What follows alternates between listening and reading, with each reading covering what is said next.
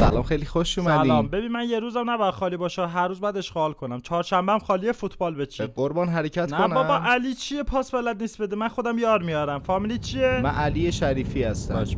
ببین من یکی از دوستای خیلی قدیمیم شریفی رو میارم، فوتبالش خوبه. قربان من اصلا فوتبال بلد نیستم. من و شریفی شما همه. سلام، وقتتون بخیر. آقای کریمی درسته؟ از کجا فامیلیمو میدونی؟ قربان فقط میخواستم بدونم مسافر رو درست سوار کردم یا نه. همین. لابد اسم منم میدونی حتما. اسم شریفتون که نه، اسمتون رو نمیدونم. اسممو برای چی میخوای یه اسم دیگه. سلام خانم، خیلی خوش اومدین. سلام، وقتتون بخیر باشه. ببخشید جسارتا مقصدتون 2 کوچه پایین‌تره، چون جی پی اس ها مشکل داره. من فکر کنم قاطی کرده باشه همه چی. راه حل داره آقا. من مبدا و مقصد منتخب استفاده کردم تو اپلیکیشن اسنپ، واسه همین نه مشکل مبدا میخورم توی لوکیشن زدنم نه مقصد. چقدر جالب. همیشه شما تیر ماهیای راه حلی برای مشکلات دارین.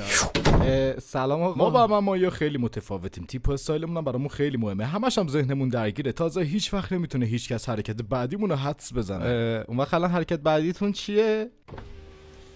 بله. خیلی هم عالی.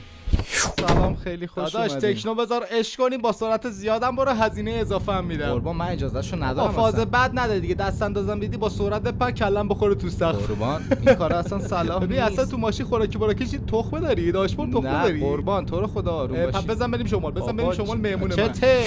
سلام خانم، خیلی خوش اومدین. هالو دانکه. خانم بچی فوش میدی؟ دانکه به آلمانی یعنی ممنونم. آها خوشگله دارم بزرگ. زبان 5 آلمانیمو یاد میگیرم. قصد دارم برم موزه های ایتالیا آثار میکلانژ رو از نزدیک ببینم. بله به نقاشیاشونو. نه آقا، رد پاشو زمانی که داشت سقف کلیسای سیستین رو نقاشی میکرد از بالا نردبون افتاد پایین و پاش شکست. هنوز کاشیای اونجا شکسته و رد پای میکلانژ رو زمینه، کسی بهش اهمیت نمیده.